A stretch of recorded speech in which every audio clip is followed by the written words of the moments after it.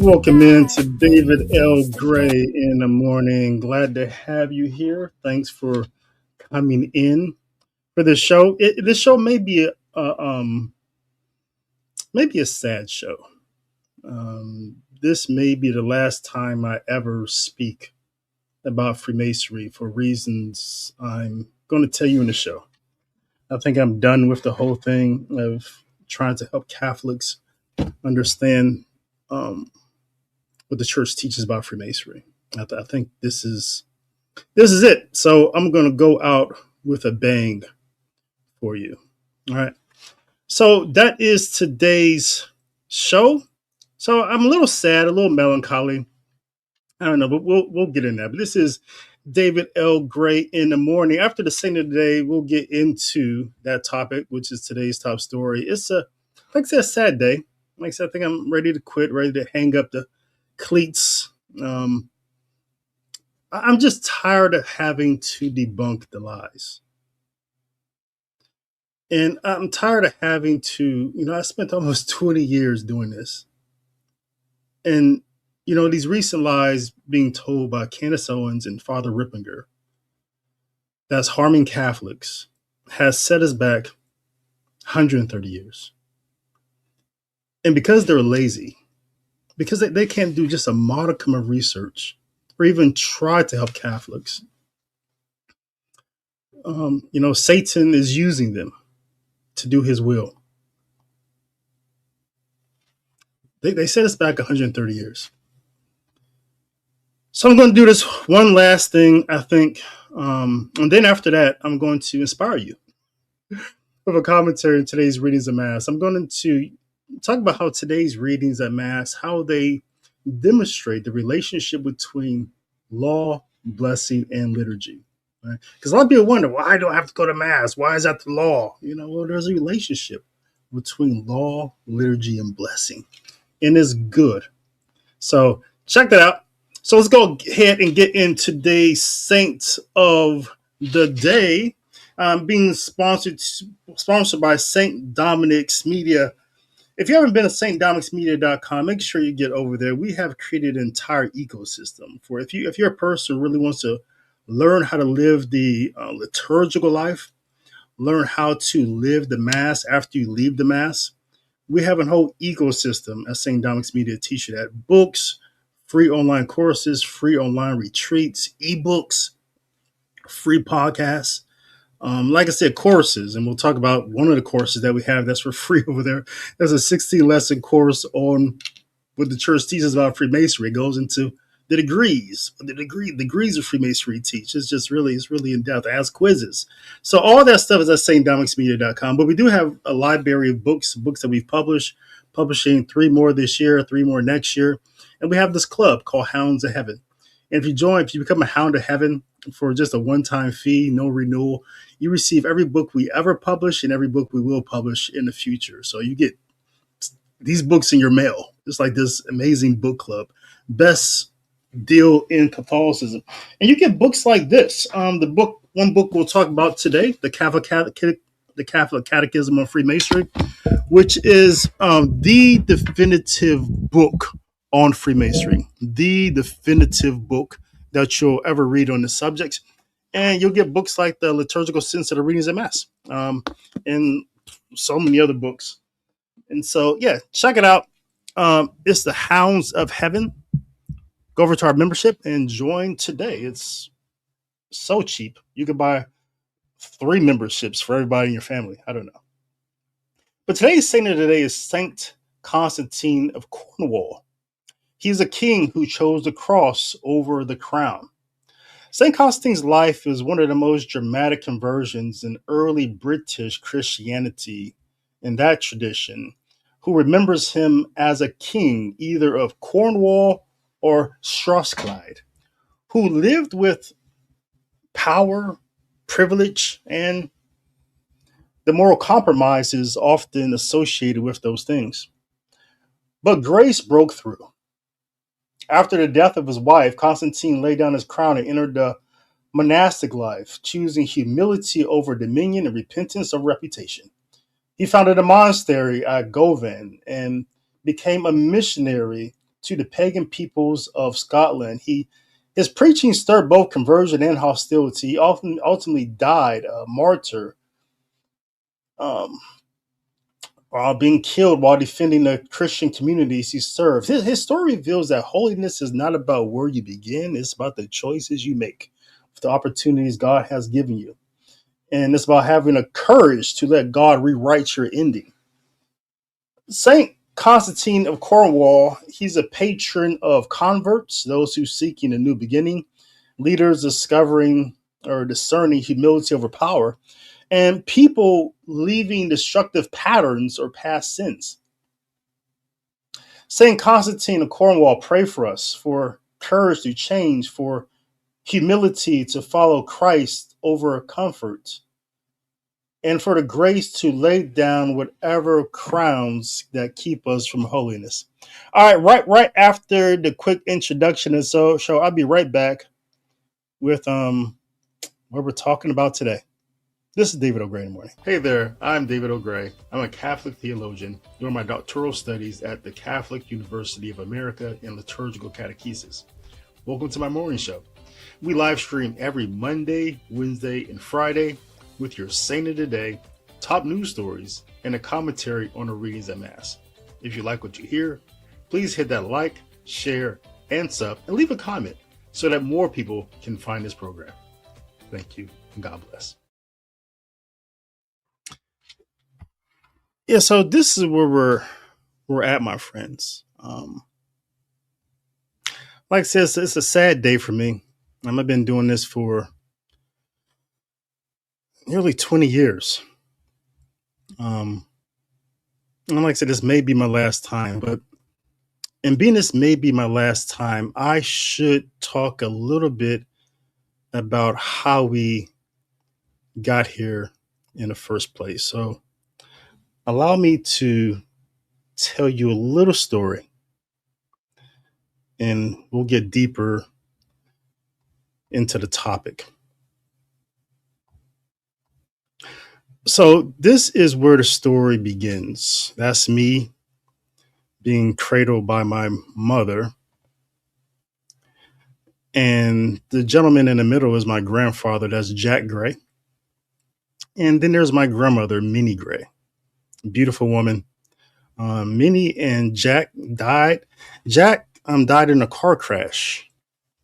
He's come back from work, no seatbelts back then. And he left my grandmother a widow. She had to learn how to work, learn how to open a bank account, learn how to drive, because, he took care of everything. And so I spent a lot of time with my grandmother because where she lived at, there was a better high school. So I went to high school there. And so I spent a lot of time with her going to what's called the African Methodist Episcopal Church. And that church, for until recent years, every bishop of that church had been a Freemason. And so this is the environment my grandmother grew up in. And she always told me that, when you grow up, Brock, as they call me, where I'm from, no one calls me David, everyone calls me Brock. You should become a Freemason like your grandfather. He was a Freemason.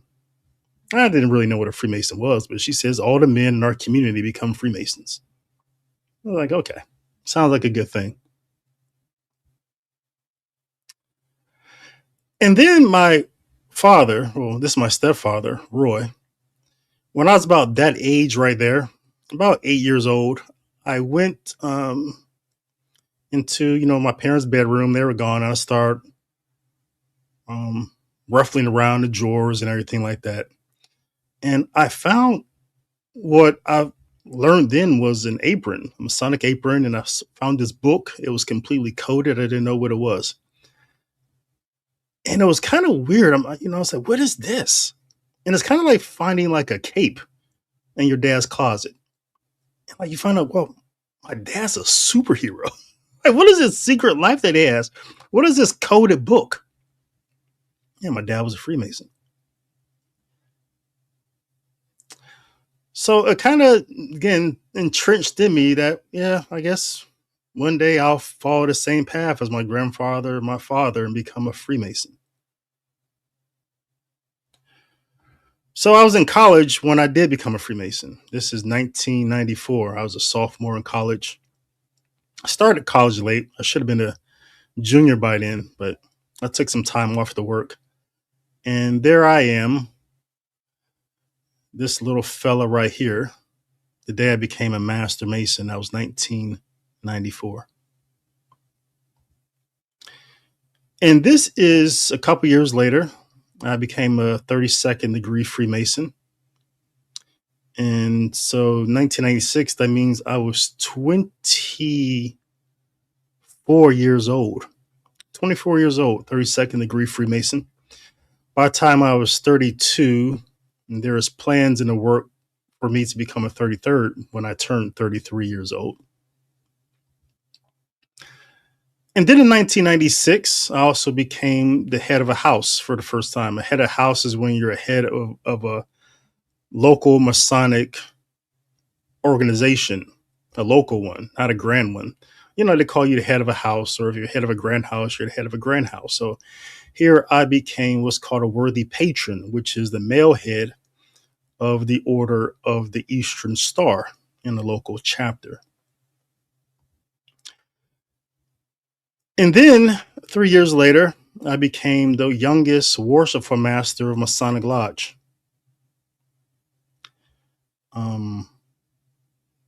At that time that I knew of, so that means I was 27 and I was the master of a lodge. It was one of the oldest lodges in Ohio, Wilberforce Lodge number 21. And there I am in the center, and there I am over here. Just a young boy, little young whippersnapper, wet behind his ears. No money really saved up in the bank. Young father, young husband, but I was living a dream. I had become the head of a lodge, and I had my eyes set on becoming the Grand Master of the state of Ohio, that Grand Lodge. And so I kept going up different ranks, different houses. This is one of the houses in the York Rite. Like you said, you see, I finished the Scottish Rite, becoming the 32nd, eventually to become a 33rd.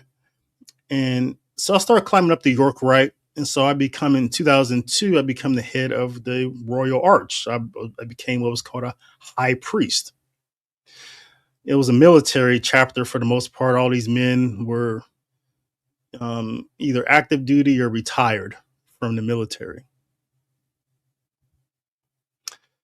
And then in 2003, I had been a Grand Lodge officer for a while. And a gentleman who's probably watching this show, because he watches a lot of our shows, he named me his deputy for one of the districts in the jurisdiction. So I became a district deputy for the Grand Master, which means I was his eyes, ears, and feet, his representative for all of Western Ohio.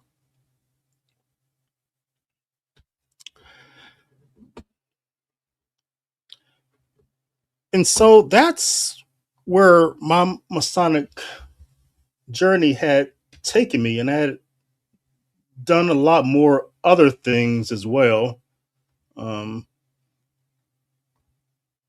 Here's my entire Masonic resume.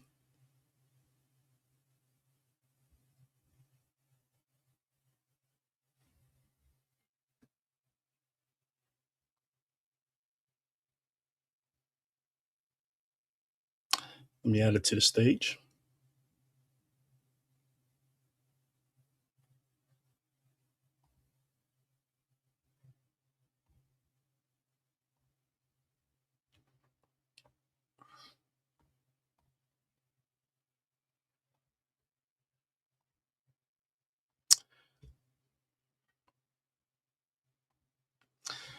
So you see here is my entire Masonic resume. All the organizations I belong to. This is my curriculum vitae for Freemasonry back from 2004. All the different places, houses I belong to, including So I was not only my Grand Lodge is primarily the Prince Hall Grand Lodge, predominantly Black Grand Lodge, but I was also a member of the Ohio Lodge of Research of the predominantly White Grand Lodge of Ohio, and I was a senior deacon there. Lots of different Masonic memberships. I was known as a Masonic scholar back then. People knew me as a prominent Masonic scholar. I traveled around the world speaking about Freemasonry. And because of my Masonic scholarship, I was named a fellow of the Phylaxis Society. I had started another Masonic Research Society here, and also a corresponding member of research lodges in different parts of the world, England, Australia. I had published many books, many essays and articles. Um, and I had been awarded so many different honors and memberships in different societies that you can see here. Crazy. And I've spoken in so many different parts of the world. Some of the books I had written on Freemasonry before I became a Catholic, including Inside Prince Hall, a different version of it, and the history of the Warsaw Prince Hall Grand Lodge of Ohio. So you see, rather thick books. As I said, I was a Masonic scholar, and people knew me as being a Masonic scholar. And I mention all that only to say that when I speak on the subject of Freemasonry, I'm an actual authority. I know what I'm speaking about. I was a scholar as a Freemason, and now having converted to Catholicism back in 2006, I started using my scholarship to help Catholics leave Freemasonry and to help Catholics understand how to evangelize Freemasons. That's my background.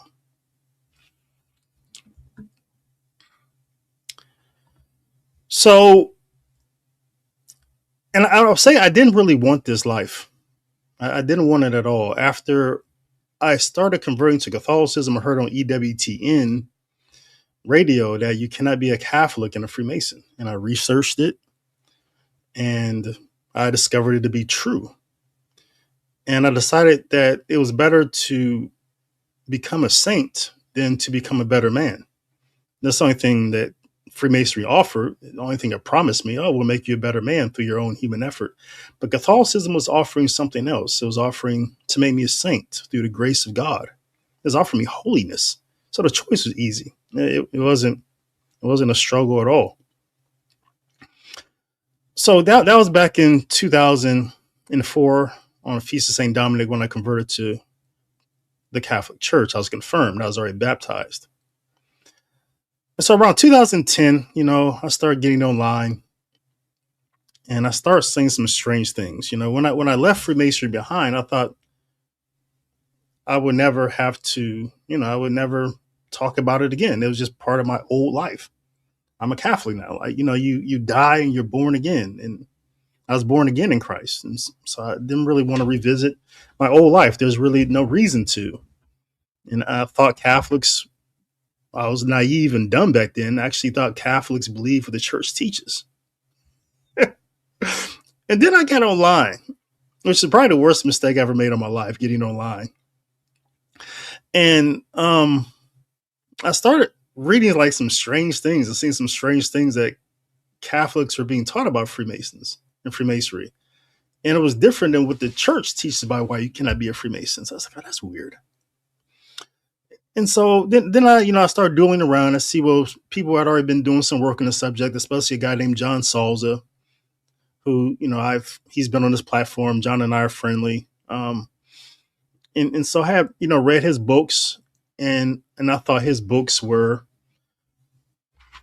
I would probably myself, I would written on the subject differently than John Salza, but I thought his books were very sufficient on the subject, so sufficient that there was no reason for me to contribute. I would just tell people to read John Salza's books, go to his website. But then I started, making videos about, my conversion and about Freemasonry. And I started writing essays, and people started inviting me to speak about Freemasonry. One video that I made went viral over 500,000 views and things like that. And so I started being known for this. And so people started inviting me to speak. And so I would speak at different places. And after you speak, people ask questions, and they're asking me some really strange questions, like why, and I was thinking, like, well, where's the origin of that question? Like, why would you think something like that? And so, and then around that same time, a couple years later, Dr. Taylor Marshall wrote a book called Infiltration, which was, and a friend of mine gave it to me, and he said, hey, you should read this. And I read it, and I didn't want to give it back to my friend. I wanted to burn it up because it was the worst book I had ever read in my life. A book, it was fiction, but it was claiming to be history, and it was a bestseller, and Catholics were believing what was in this book, and it wasn't true, and it was harming our work to evangelize Freemasons. Yeah, so that's when I decided I got to write a book. So that's when I wrote the Catholic Catechism on Freemasonry. And then a little while later, I had wrote a compendium on it, for people who like to really read, or something you can just give to somebody.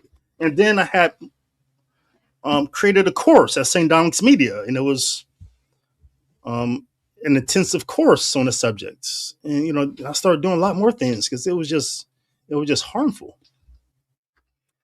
And so, and John asks, and Matthew asks, how often do you get comments accusing you of being a double agent Freemason? Traz accused John Sauls of that because he left camp. Yeah, and, when John was on my show, we talked about that. We laughed about it, and it's rather common for traditional Catholics to accuse us of being, still Freemasons when we don't camp up and we don't repeat camp speak, and all the things. But yeah, so I had done a lot of things just to help, and I thought this was like, my curse in a way, my curse that that should be a blessing in a way. I thought it was like Paul, like Paul persecuted the Christians, and then he becomes a Christian, and he evangelizes. And I thought, is that what God is doing to me? Like, I persecute Christians when I was a Freemason, because when I was a Freemason, I was really bad. It was like I wasn't Christian at all. And in fact, I was very anti-Christian. So I would go into lodges when I was deputy and for my inspections, and I would tell these guys, hey, when I show up, I don't want to hear you guys praying in Jesus' name. I was enforcing that old rule because these were just Protestant guys, and they would end prayers in Jesus' name. They would sing church songs. And I said, I don't want to hear any of that. Not really because I was like a big rule enforcer. I wasn't. But just because I didn't want to hear the name Jesus. So I would persecute these Christians, right? I remember one guy, there's a lodge in Dayton. I went for the inspection, and sure enough, they just prayed straight Masonic prayers. I said, good. They listened. I didn't have to hear Jesus' name. But after inspection was over and I gave them their grade, this old man, he comes and he starts praying the most Christian prayer I've ever heard in my life. And he starts singing, and I had to respect it, right? Because the inspection was over. I gave them their grade, and but he kind of like stood up to me, and I just had to respect it. I was like, okay, like one of the first times that a Christian stood up to me in my bullcrap. But and I'm thinking, man, is this what God is doing to me? All the ways I persecuted Christians, is he now saying you have to evangelize these Catholics about Freemasonry? Like, I really have to relive this old life that I had. Like I said, I didn't want to do this, but I did it.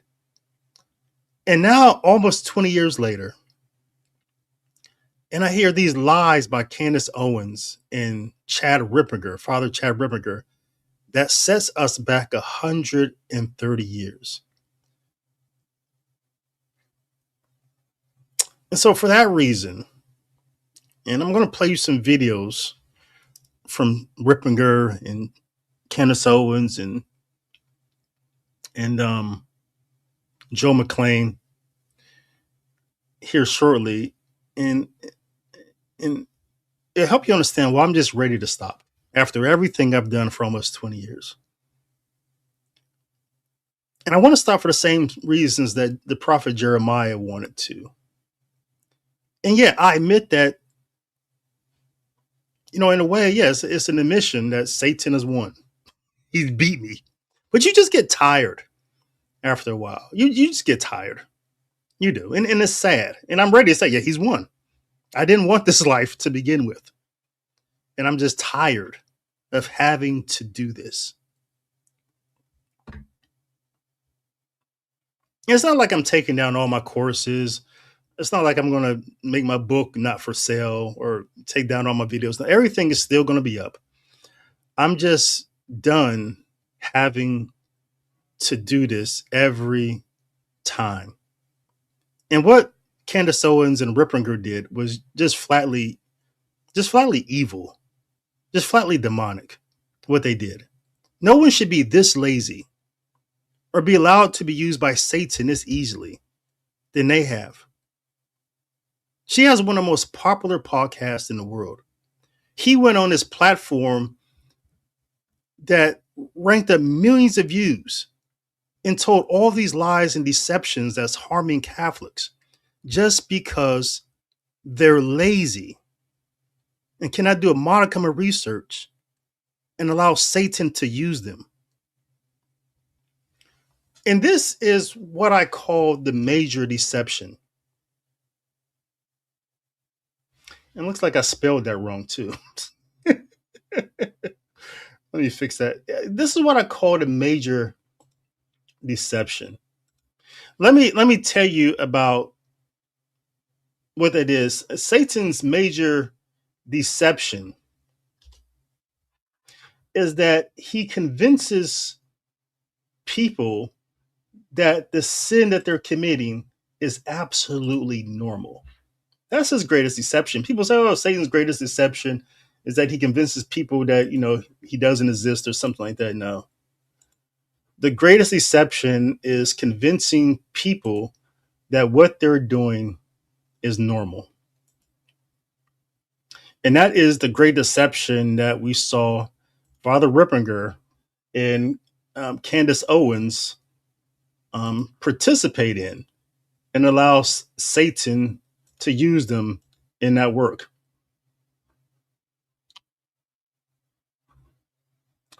So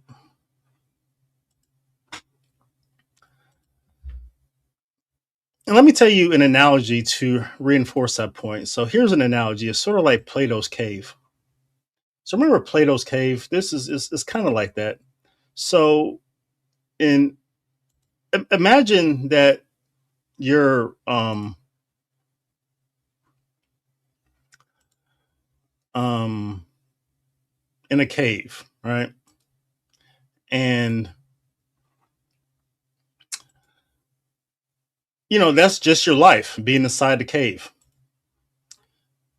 But there's people outside the cave, right? And all those people outside their cave are telling you that you should come out the cave. And you should come out the cave because it's better out here, right? You should come out the cave because there's a better life out here. You're really being evangelized to just come out the cave. I don't know why that's not changing. That's weird.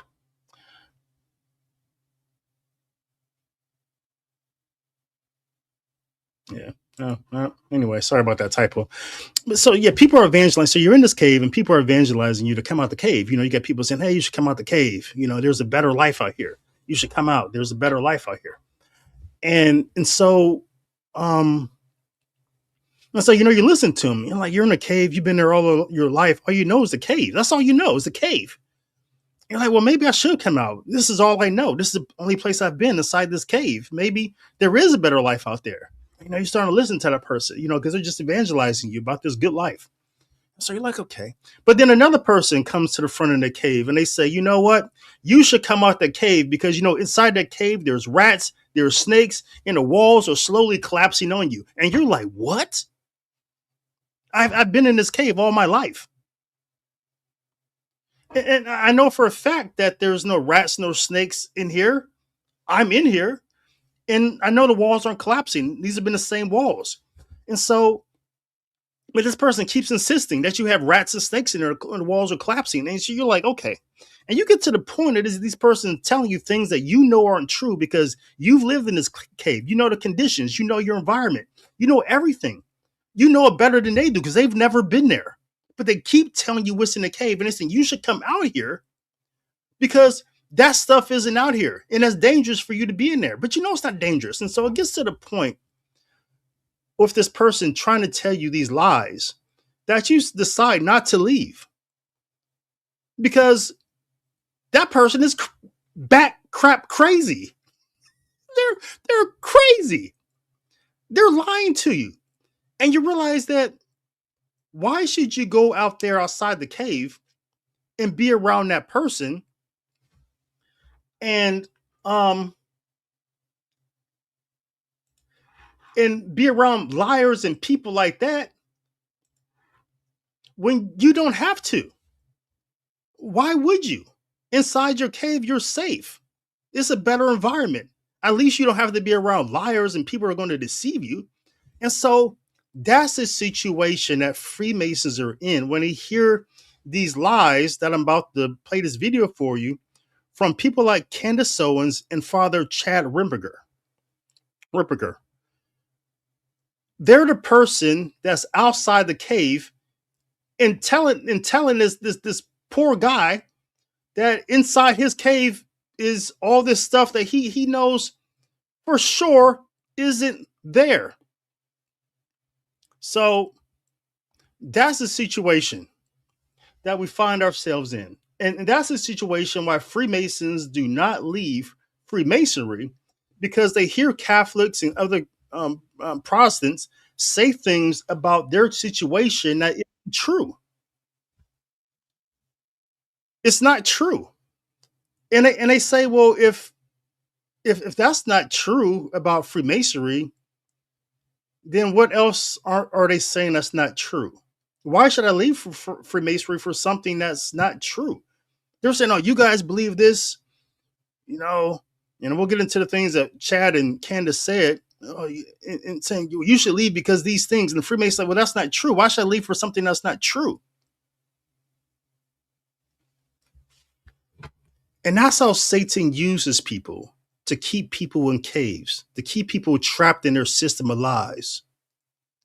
By surrounding them with people who tell them lies about the condition that they're in. And so they don't want to leave their sin because now they think their sin is normal. Name whatever system of sin that you're trapped in. Satan will send people that will lie to you in a way that makes you think that you're normal and they're strange. This is the great deception of Satan. And it's how people stay in caves. And that's what Candace Owens, Father Chad Ripperger, and all these others have done. And that has been the work that I have been trying to do for 20 years to overcome. And I'm tired of it. I'm tired of having to do this.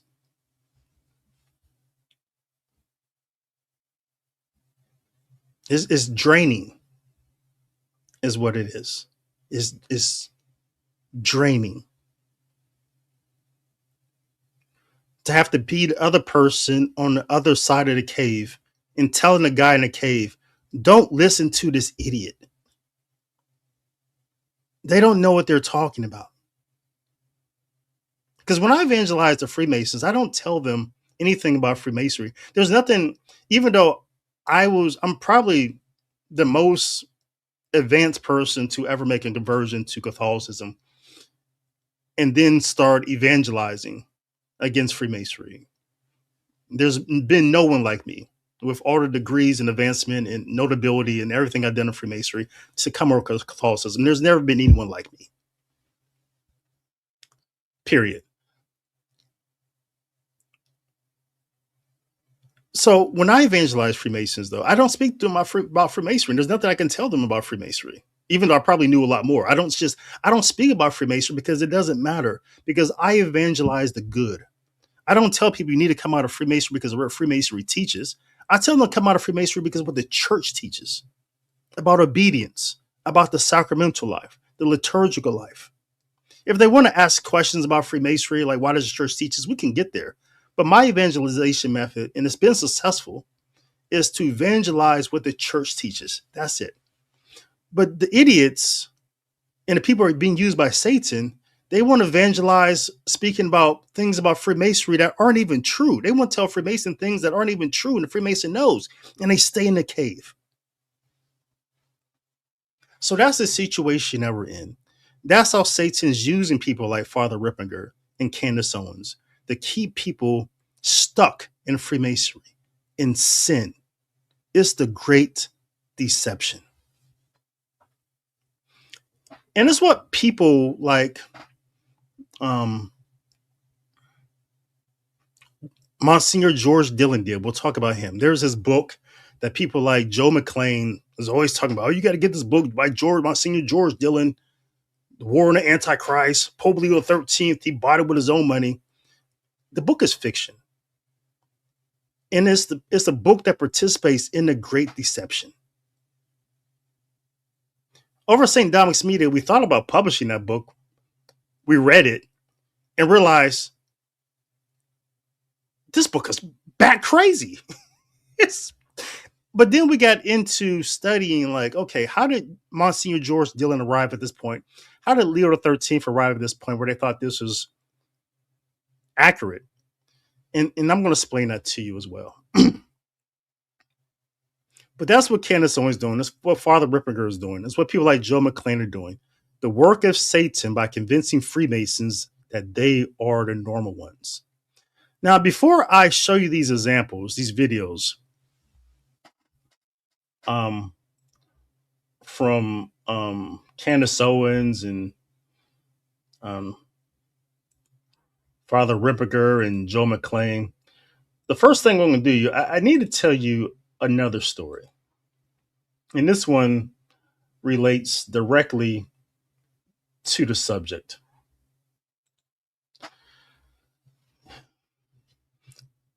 So I have to tell you about a man named Leo Taxil.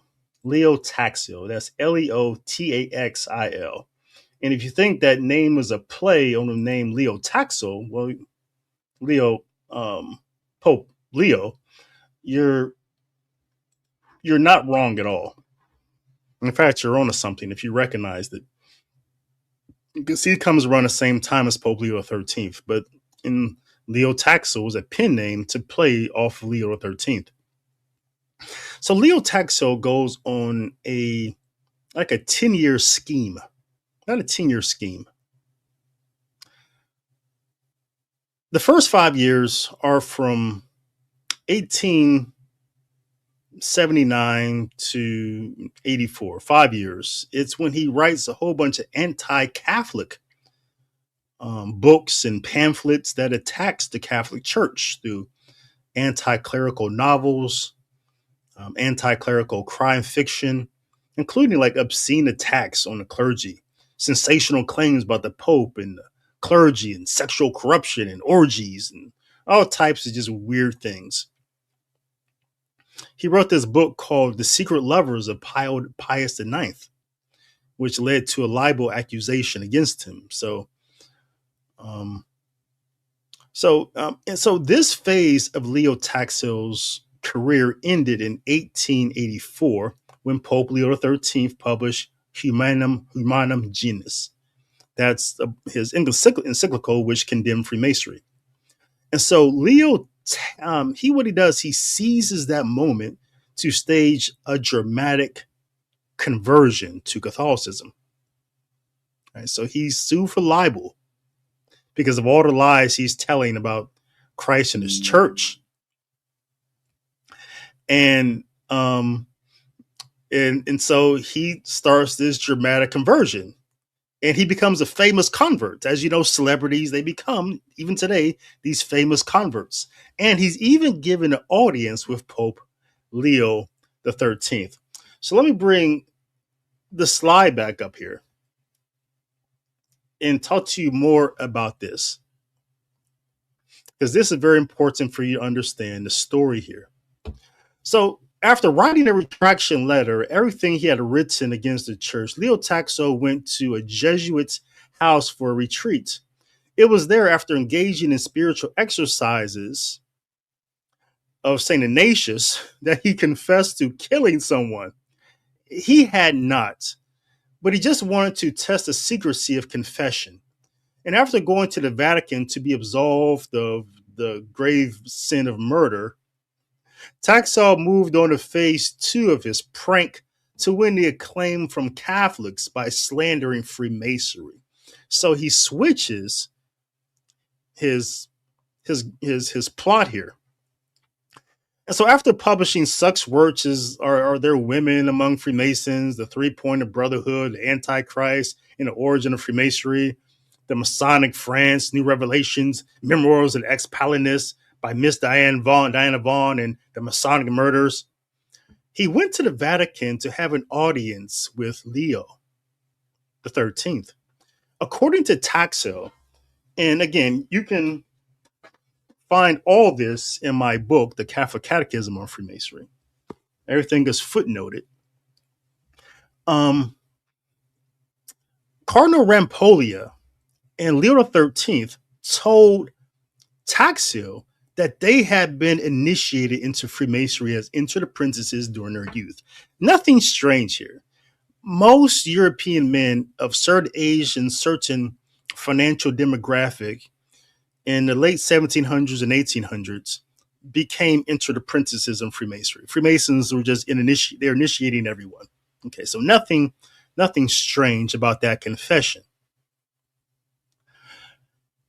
And Leo's telling all this, later on he does this great confession about this whole hoax that he draws. So he had really no reason to lie. He's telling everything that he had done, and he makes money off of this great confession. And the interesting thing here is that Leo the 13th told Taxil that he had read all his books on Freemasonry and he was convinced. So Pope Leo had read all this fiction, all of these, everything that Leo Taxil had made up about Freemasonry just to make money off of Catholics. And Leo 13th saying it convinced him, both after being initiated himself and after reading his books, that the devil truly is in the Masonic Lodge. Taxil had been writing that Freemasons use the name Grand Architect of the Universe as a clever way to conceal Satan.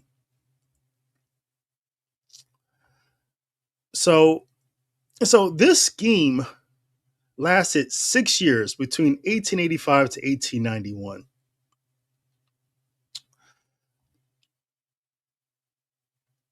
And these are some of the books that Leo Taxil wrote in this, that Catholics still believed. And it's funny that Leo said the reason why he kept this thing going for so many years against Catholics, because Catholics were just eating it up.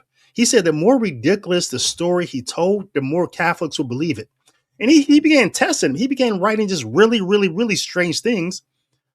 And Catholics could not stop believing the strange things that he was saying about Freemasonry. I never quite really understood, what is it about the Catholic mentality? I don't know if it's the victim mentality, but anything you say about Freemasonry that's not true, that's just strange and fiction, there's a demographic of Catholics who will believe it no matter how strange it is. This has been going on for 131 years. Even with people like Candace Owens and Father Chad Ripperger, who we thought were intelligent people. So this is one book, Palladius Roman. This is where we first hear this idea that the lower degrees know nothing of true doctrine. Only the high initiates of the palladium are entrusted with the real secrets. This is the first fully explicit formulation of the outer inner degree secret myth that we hear. And I'll show you another one, another variation of it that comes from some other Catholics, another Jesuit. And then there's this book by Leo Taxil, and he says this is where the ideas develop dramatically. It says that Freemasonry reveals nothing to the simple apprentice or companion. The true light is reserved for the highest grades where the hidden masters teach the real doctrine. So this is the origin point of the modern conspiracy trope, that the real secrets are only revealed at the top. This is what Leo Taxil says in 1895. He's talking about his palladium. He says he governs all of masonry. The ordinary masons is ignorant. Only the palandists know the true aim in true worship.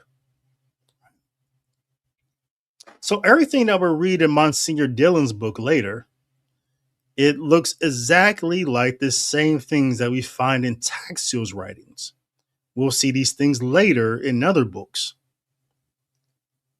And so at his famous 1897 press conference in Paris, Taxil confessed that palladium never existed, that Anna Vaughan was fictional, the inner order and higher degrees were inventions, and he created a hoax to embarrass Catholics who believe this and to make a lot of money. Now, there's other sources to Satan's plot to keep people in the cave. There's Father Augustin Barrel. He's a Jesuit. He wrote this scapegoat conspiracy book, and scapegoat is a genre. The scapegoat genre, and I've talked about this in the past, the scapegoat genre narrative that you see very popular in the 1800s, that you still see today in books like Taylor Marshall's Infiltration. You hear variations of it on all media news. What it does is that it finds one scapegoat and it blames all the problems of the world on that one thing. Right? Some books like Msgr Dillion's War to Antichrist has maybe 3 or 4 scapegoats, but typically your scapegoat genre tends to have one. It will say Voltaire is the problem of the world. Here's all the things that have happened in the world since Voltaire came. Or here's all the problems in the world since the Catholic Church has been around. Here's all the problems in the world since the Jews have been around. Here's all the problems in the world since the Freemasons have been around.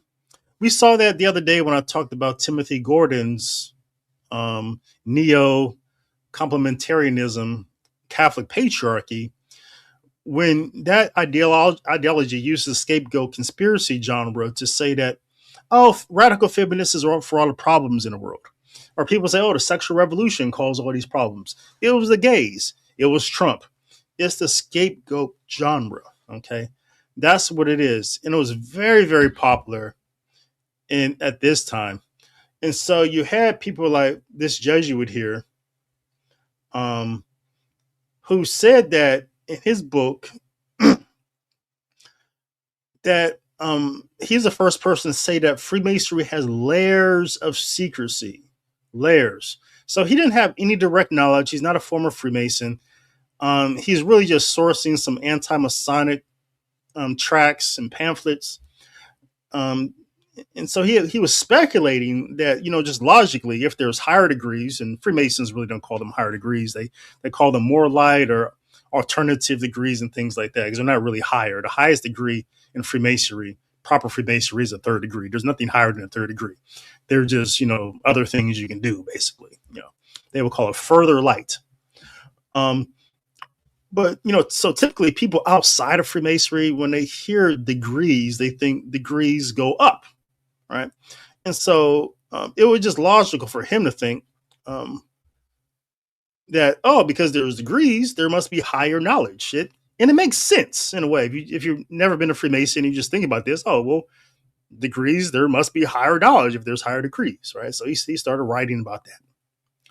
And then John Robinson wrote a book, Proofs of Conspiracy, or he wrote The Illuminati Infiltrated Freemasonry, which it has to be nuanced a little better than that. There's a closer relationship with the Illuminati and Freemasonry than one infiltrating the other.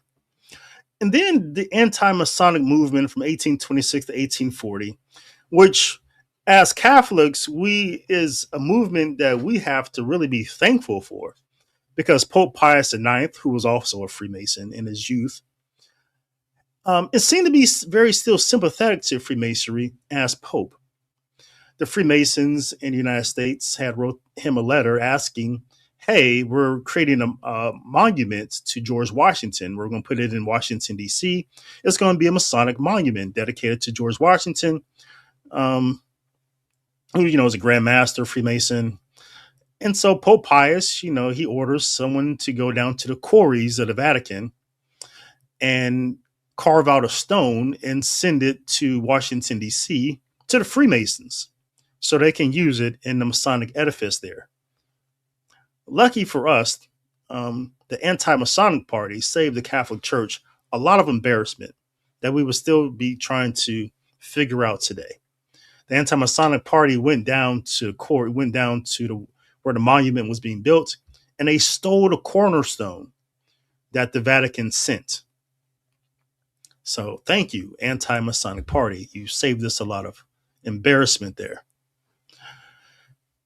And so, but the anti-Masonic party that was in the United States, they wrote hundreds of, dozens of books and pamphlets claiming that Freemasonry hid its political power in the upper degrees. So that's where that came from. And then comes back to Leo Taxil, who we talked about. Okay. He says only the highest degrees know the satanic secrets. He's the first person to say that the higher degrees in Freemasonry is Luciferian worship, demonic rites, and the paladin.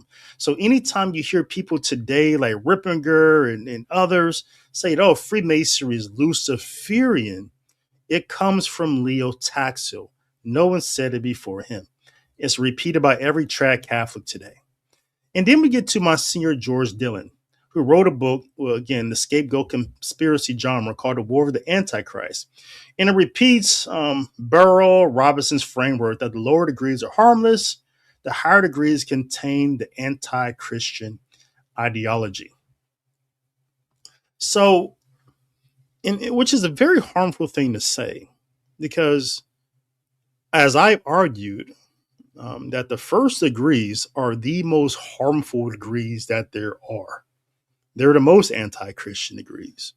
Because once you get into some of the degrees in the Scottish Rite and New York Rite, degrees become very Christian and very Catholic very fast.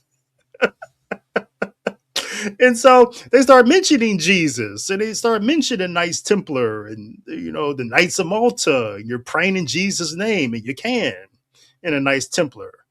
You're celebrating Maundy Thursday, Holy Thursday. Knights Templar. When I was a Knights Templar, I wasn't even, like I said, I was a Gnostic, sometimes deist.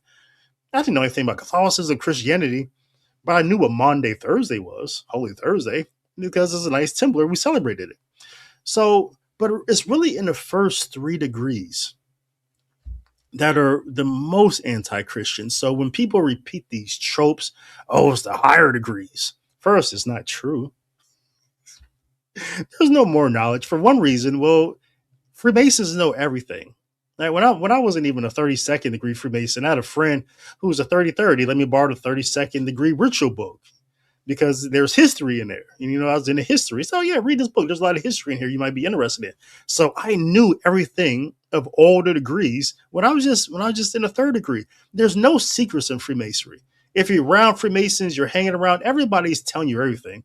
I was never a Shriner, but I knew everything about the Shriner ritual.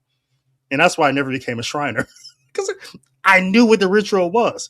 There's no secrets among Freemasons, period. But secondly, that it's also not true, again, because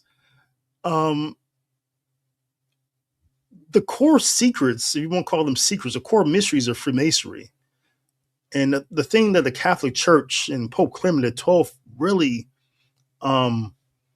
was opposed to was in the first 3 degrees.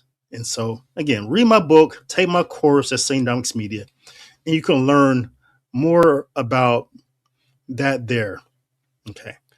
So now that I've given you that long preface about why this is maybe my last word on this subject and how we got to this point of people saying these things, these myths about the higher degrees and things like that. Now I want to share with you some videos that came from Candace Owens, Father Ripperger, and Joe McLean that I want to reinforce to you why Freemasons stay as Freemasons because of lies and myths like this being spread by Catholics, and how Candace Owens and Father Ripperger set us back 130 years. Let's play clip was shot. number 1. I knew what happened to him was not random. Okay. He was betrayed. Charlie Kirk was the first casualty of the war in Iran. I'm certain of that. And it's deeper than that. I am now of the opinion that he was likely sacrificed. And I want to tell you why I got there. You guys know, if you're a part of my book club, I've been doing a lot of research into Freemasonry. About a month ago, while we took a break to prepare for our Bride of Charlie series, someone sent me this. I'm showing you, this is what they sent me in the mail. Something that is known as a Freemason Bible. Now, I knew that these existed because of my studying Sigmund Freud and looking into the... All right, let me pause that for a second. I'm going to try not to pause this too much because most of what I'm going to say is after. But to be sure, there's nothing called a Masonic Bible. There are Protestant Bibles with a Masonic cover on them. So the Bible that you see on Masonic altars does not have anything in it, no verses, no scriptures taken out or added. It's not the Mormon book. It's a Protestant Bible. It has, what do Protestants have? 66 books? 66 books in there, right? So I just want to make sure we get that in real quick, okay? The fact that he had inherited one from his father. The backstory of this one in particular came with a handwritten letter, is that a 33rd degree Freemason out in Oklahoma died, and all of his belongings were left in a home that was eventually auctioned off. And the person who had this in his possession, his relative was the person who acquired the home. And they went in and they burned everything in it effectively, thinking that it was obviously just carrying bad spirits. But he, for some reason, had the sense that he should keep this one item. For no particular reason, he kept it in the back of his truck for over a decade. And when he saw me covering the history of Freemasonry and what they believe, trying to discern what it is that they believe, he felt that this was the reason that he had kept it all those years. So he just sent it to me to provide me further insight into what they believe and what they practice at the top of Freemasonry. This is not your granddad's Freemason lodge, okay? I want to tell you why I got there. Now, did you hear that? Candace Owens says this is what they practice at the top of Freemasonry. Now, remember where that myth came from. And so this has been around, again, 131 years. This idea that there is some sort of great secret in Freemasonry at the top that no one else knows. Okay. Now, I knew that these existed because of my studying Sigmund Freud and looking into the fact that he had inherited one from his father for a decade. And when he saw me covering the history of Freemasonry and what they believe, trying to discern what it is that they believe, he felt that this was the reason that he had kept it all those years. So he just sent it to me to provide me further insight into what they believe and what they practice at the top of Freemasonry. This is not your granddad's Freemason lodge, okay? No, my dad was a lodge. It was just no, this is not that. That is not what 33rd degree Freemasonry is. So I flipped through this immediately after we did douse it in holy water. I flipped through it. And within the very first pages, there was a pentagram. with various illustrations inside of it, notes around it. I'm going to show you that now. We just took a picture for it for you to see it there at the bottom. And in case you can't see what is pointing to the middle, it says place. All right, so what you see here on top, the symbol on top is, of course, a square and a compass.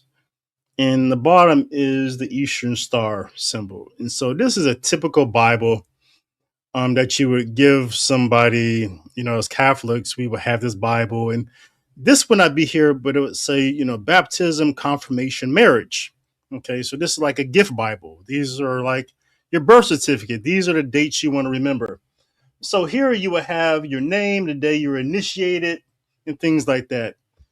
And so now Candace is about to go on. Now, we don't know who wrote that stuff down at the bottom. She doesn't know who. She doesn't explain. She's just saying there's some notes here that points to certain things here. And I'll explain to you what she's talking about. Of sacrifice or worship. Okay? Place of sacrifice or worship in the middle there. So I want you to note that in this Freemason Bible, it illustrates that a sacrifice must be made in the center of. So that's clearly not what the Bible says that she presented. What she saw there was some handwritten notes from someone, we don't know who, I'm not going to speculate, who pointed to some sort of things here around this Eastern Star symbol. And I'll break it down for you for a moment, in a moment here, about that. So she's being very deceptive here. And because she's being deceptive in this way, she's keeping people. So you see how Satan is using Candace Owens. Imagine you are an Eastern Star person, or Eastern Star is a female member, usually related to a Freemason who belongs to a female order called Eastern Star. Like I showed you in the beginning of the show, I used to be a head of an Eastern Star house. And so imagine you are this person. Like, man, I should come back to the Catholic Church. And then you see Candace Owens here explaining to you what your symbol means, which it doesn't. And you start to think that, well, maybe you're normal. And that everyone's been lying to you about why you should leave the Eastern Stars. And you remain in the cave. This is Satan's greatest deception. A pentagon. That's a pentagon. 5 sides. Like a house. And I thought, how curious that Charlie was indeed seated in the center of a pentagon when he was killed. Let me demonstrate that for you. You can see that right there. I believe that the manner of Charlie. And notice how people use images. That wasn't a pentagon. That was like a half of a pentagon, wasn't it? It wasn't even a full one. Let me take another look here. Let's bring it up. Let's see if it's actually a pentagon.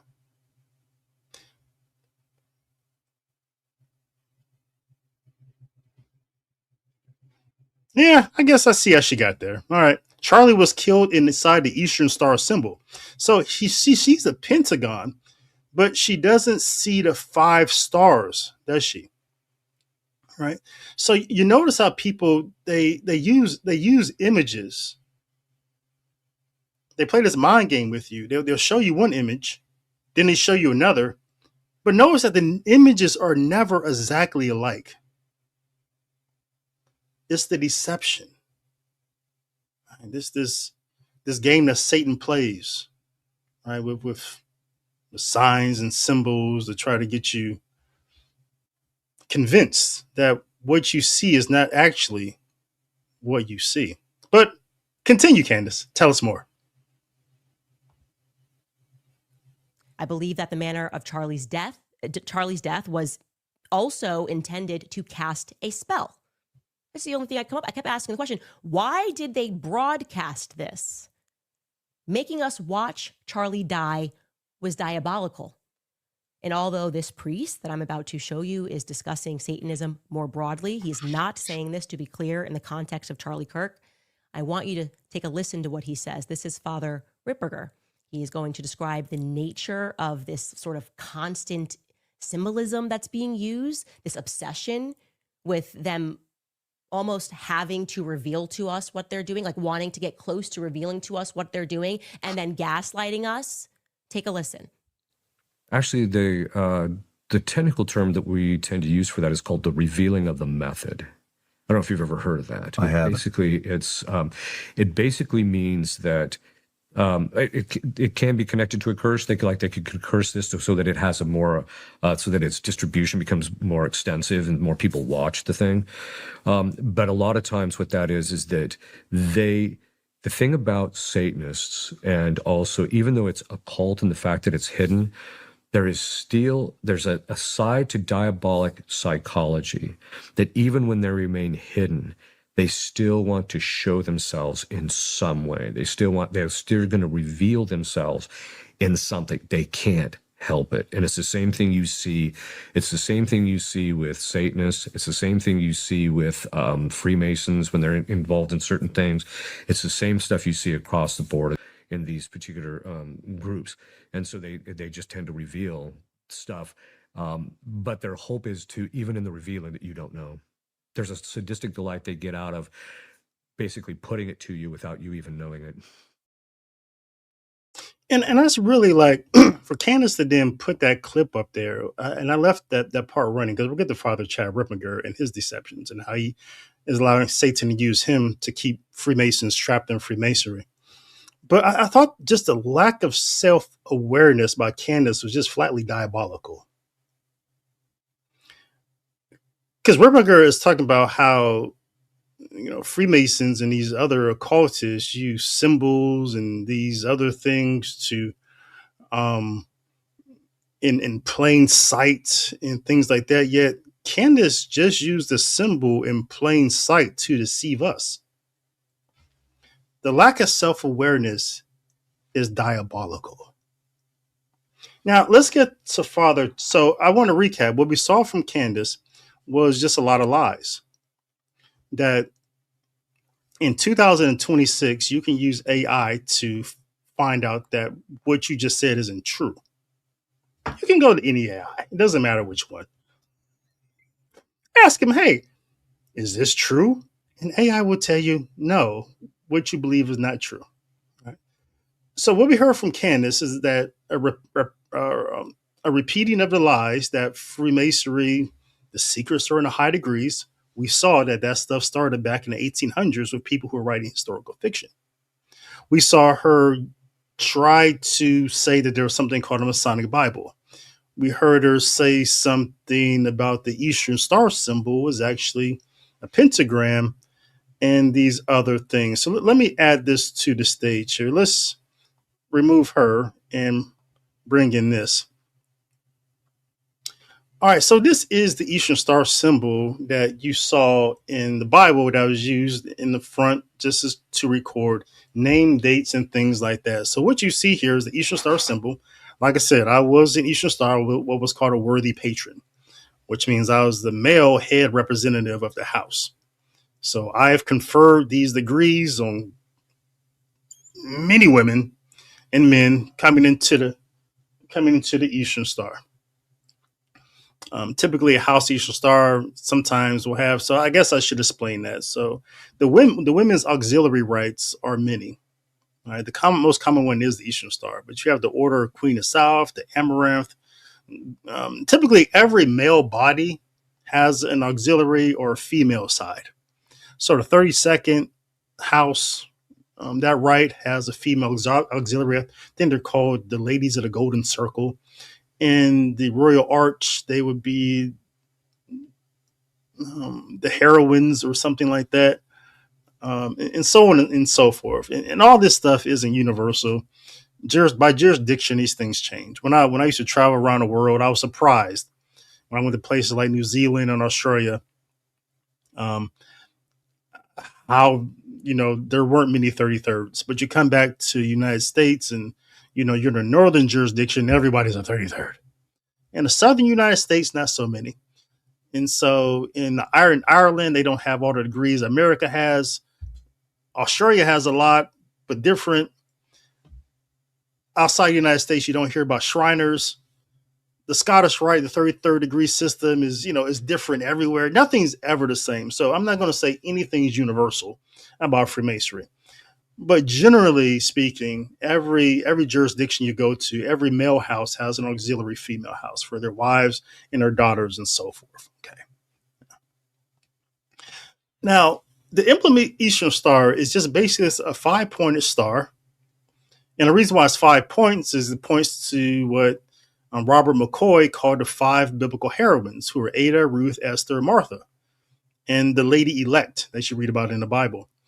And so it's these 5 ladies, and so you become an Eastern Star, and in the ritual, you go to each of these stations, and each of these persons who represent this person from the Bible, they tell you a moral lesson about who they are. So Ada talks to you about her story. Ruth tells you about her story. Esther tells you about her suffering. Martha tells you about hers, and so on and so forth. And so the white ray points downwards towards the manger, manger in the chapter ritual, and the letters around the center of the pentagon have meaning revealed only to members. The symbolism is explicitly biblical and moral, not occult.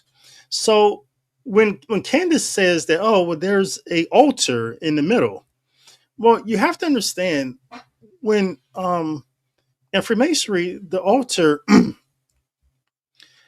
is, they'll tell the story, and here is, you can look this up online on your own time. You can go to Mackey's Masonic Encyclopedia. Mackey is an okay source. The first thing you need to know about Freemasonry, that Freemasonry doesn't have any authoritative source. It's not Catholicism. It doesn't have like dogma in the sense that, or some sort of authoritative teacher. The highest authority in Freemasonry is the Grand Master. Okay, so your jurisdiction may believe one thing, one may believe another, kind of like a bishop. If your bishop tells you that you can't go to SSPX chapel, you can't, no matter what the Vatican says, because the bishop has authority over that. Right? And the same with Freemasonry. Wherever Grandmaster says, Grandmaster goes. But Mackey is like an okay source for you to look at if you want to know something, because Mackey kind of combines symbolism with the esoteric, with the basic stuff. And so that's what he does when he defines what a Masonic altar is. He explains how the ancients used to believe, like the pagans, because Freemasons always want to trace themselves back to some sort of older pagan sort of thing. Like, oh, we're just successors. What the ancients believed in the older mysteries and pagan rites, they now subsist in us. And so Mackey always explains what the ancients believed, and he says, okay, this is what we as Freemasons believe now. And so Mackey says the Masonic altar, which like everything else in Freemasonry is symbolic, appears to combine the character and uses both these altars. Deity, while he offers up his thoughts of pure heart and fitting incense to the grand architect universe, the altar is therefore the most holy place in the lodge. Right? So he says the altar is an altar of sacrifice, for it on the candidate is directed to lay his passions and vices as an oblation to the deity, while he offers up his thoughts in a pure heart and is fitting incense to the grand architect of the universe. So you see there how Freemasonry makes a play on Catholicism. It always does, but offering up your heart like in the Sorsum Corda, incense lifting up is in our prayers. All right. So, but as Candace Owens pointed to an altar in her sample here about what she found in that Masonic Bible. And she says, oh, here's the altar. Okay. So on this altar, there's no sacrifice taking place. Charlie has nothing to do with what goes on the Masonic altar. And so yes, on the altar there in Freemasonry, there's a sense of sacrificing those things that you're trying to get rid of to make yourself a better man, right? Because again, Freemasonry is it's the autosoteric system, is you making yourself a better man without the grace of God. Okay. So yes, you offer up So say, you're using in Freemasonry, you have like a gavel, and you're taught that, oh, Freemasons, real Freemasons, they would use the gavel to break rough stones off, right? And so, it becomes like a square stone. But, as a Freemason, you're taught to use it for more noble and glorious purpose, to break off the rough stones of who you are, because, you have some edges about you, some things that aren't well. And so those are the things that you would sacrifice on the altar, those things that don't contribute to you being a good person. It's symbolic. It's a system of self-help. All right. So, but then for Candace to associate, she used the word altar. She uses this drawing, these things to point to something more nefarious that's going on in the Eastern Star, which, speaks about Christ quite often. And the Queen of Sheba and Solomon quite often. It's the great deception, because the person who knows what this stuff is about, it makes them feel normal, because this lady is crazy. Right? So when we're speaking about Freemasonry to Freemasons, we don't use language like this, because oftentimes it's not accurate, because every Freemason doesn't go through the same system in every jurisdiction. Everything is different. There's nothing is ever 100% the same from Ohio to Indiana. It's just not. And so we speak in generalities, but we don't get so specific to say, oh, that altar, I know you sacrificed something on there. No, I'm standing in a cave, because you're crazy, right? Now let's get to Father Chad Ripperger.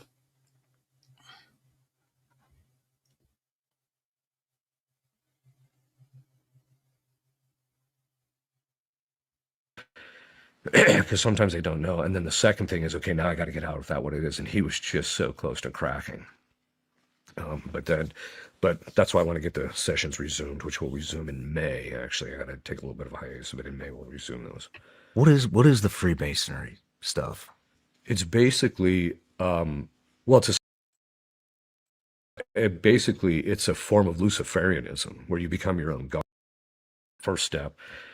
Because sometimes they don't know. And then the second thing is, okay, now I got to get out of that what it is. And he was just so close to cracking.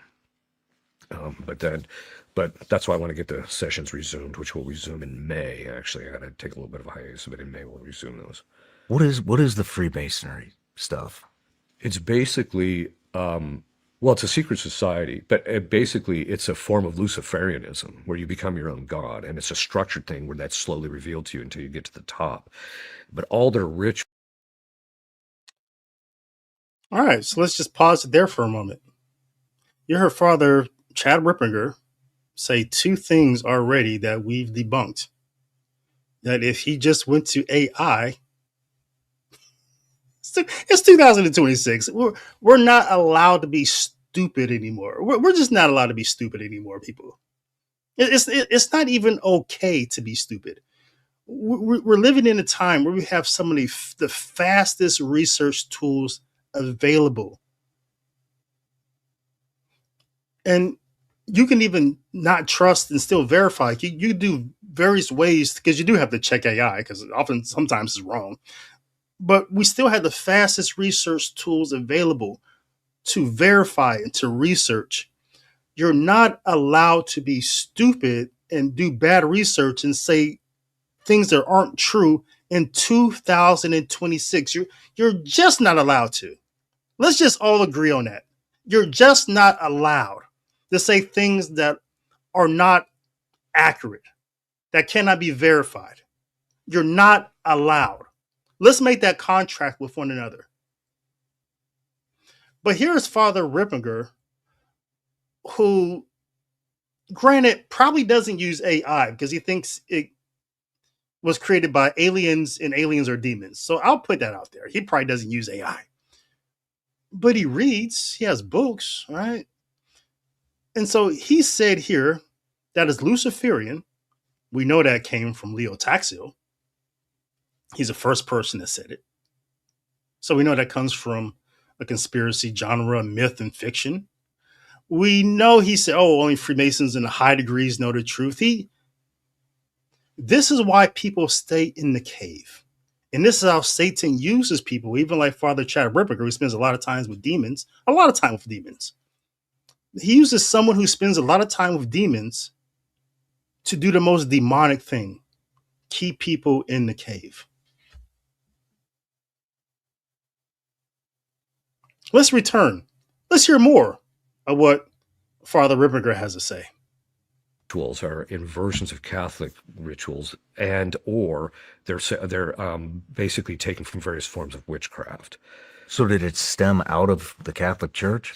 Historically, it started. The reason they're called Freemasons is because the Masonry guilds in the early during the Middle Ages, the guys would started these guilds to protect the craft of their buildings and that type of thing, and it was originally designed to maintain standards and that type of thing. But then it slowly morphed into by the time you get to the late into the 1600s and then definitely in the 1700s, by the time it morphs into what we're seeing now.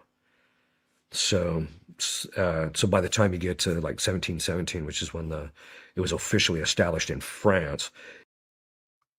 Again, fiction. Just pure fiction. We're not allowed to do this in 2026. We're not allowed. We're not. See, this is why I'm ready to quit. This is why I'm done. I just can't anymore. People are lazy. People are lazy. It's not even a matter it's like not like you're poor. I understand somebody's poor. I don't want to buy a book. I'm poor. What's stopping you from coming over to St. Dominic's Media and seeing this stuff for free? We have a free course on this.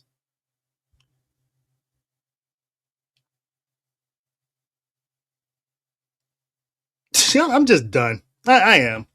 I can't do it anymore. People, it's just I can't with the laziness. I can't anymore. I just can't. So he goes from saying that Freemasons in high degrees know this stuff to Luciferian to now just saying stuff that just any history book, a Britannica encyclopedia can tell you that's not true. Freemasonry did not morph into its symbolic system. That's not true. The year is not 1717, though that's popular, but it's probably 1716. But okay, let's say he's right about 1717. The guild system decided to, for none of the reasons that he mentioned, decided to take its same members and the same structures and move it into a more symbolic system where ordinary people who were not part of the guild system could become members for none of the reasons that he said. But then he says in 1717, Freemasonry was in France. Freemasonry doesn't get to France until 1725. What is this? 1717 to 25, 8 years later. I guess they're 8 years later. That's not true. Right? So at this point, you're in the cave. You're in the cave and you're hearing this guy speak. I think you're already out because you're a Freemason. Every Freemason knows some basic facts about 1717, 1776. They know some basic facts about when the Grand Orient of France started. Yeah, you're out. There's no reason to listen to this crazy person anymore. You're staying in the cave. I'm good. I'm the sane one. You're the crazy one. But let's continue. Let's see what else Father Ripperger has to say to the person in the cave. It's already, the whole structure is laid out. So originally it was to make sure that guys knew the craft, but then it turned into witchcraft over the course of time. Jeez. And now it's everywhere.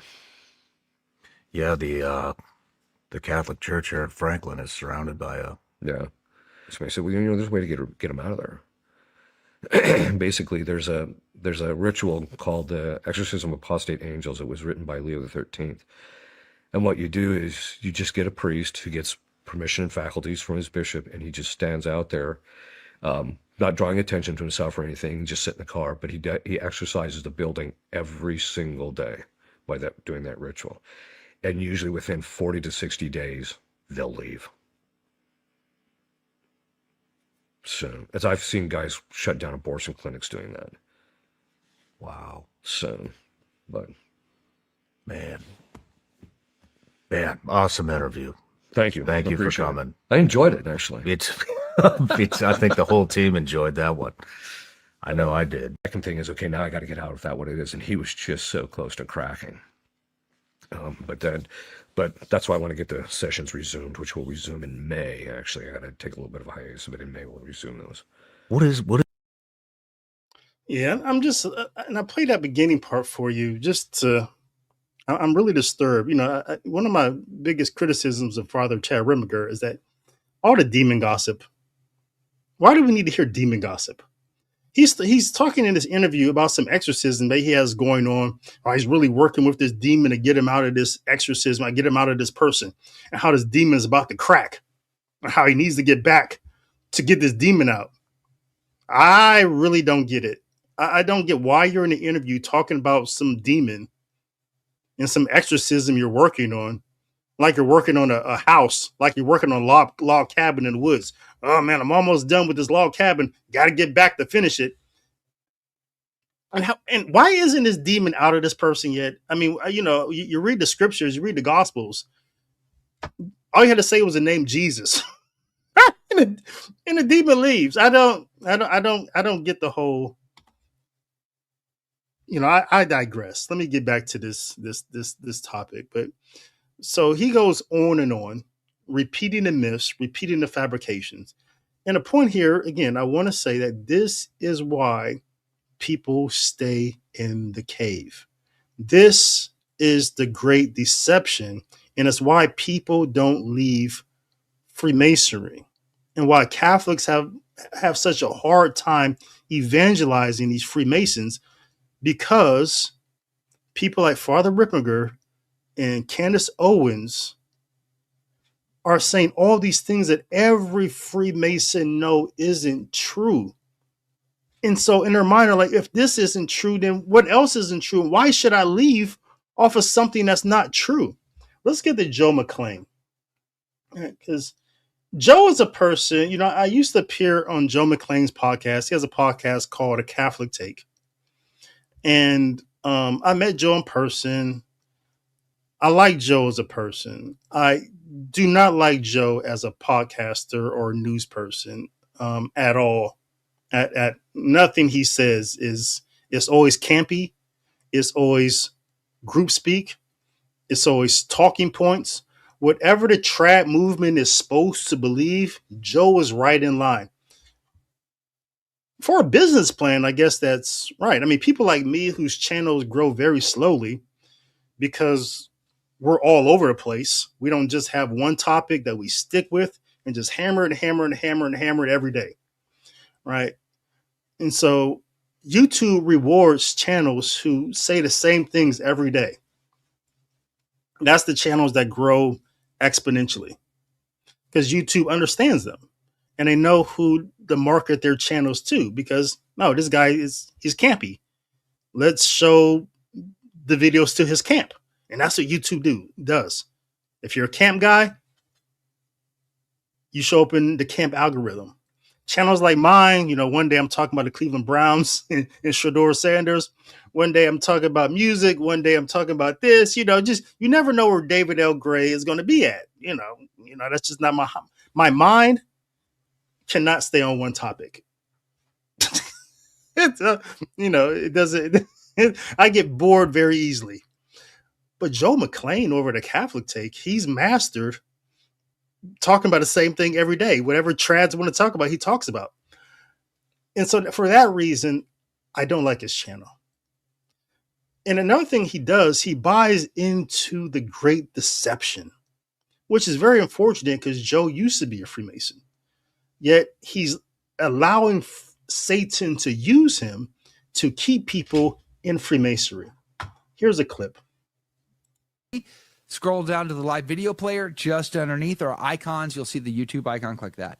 So this is the 7 planks as outlined. Voltaire, the Alta Vendita, Piccolo Tigre, and others, Manzani, and others of the Illuminated Freemasonry. What's the difference between Freemasonry and illuminated? There's the Freemason Lodge, which I was a member of. You know, I was a Master Mason 3rd degree. My dad's 32nd degree Scottish Rite. I left, obviously, when I became Catholic. But then you have like the Carbonari, the Alta Vendita, and other lodges that are connected loosely, somewhat, to the Freemasons. These are called the illuminated lodges, or Gnostics, as way Joshua describes them. And they are trying to control the Freemasons for the game plan. They use the Freemasons like foot soldiers. A lot of those people in that category aren't fully aware of what's going on. They don't know the grand master plan, but the illuminated Masons do. And that's what's described in this book. But here is the summary that Joshua makes.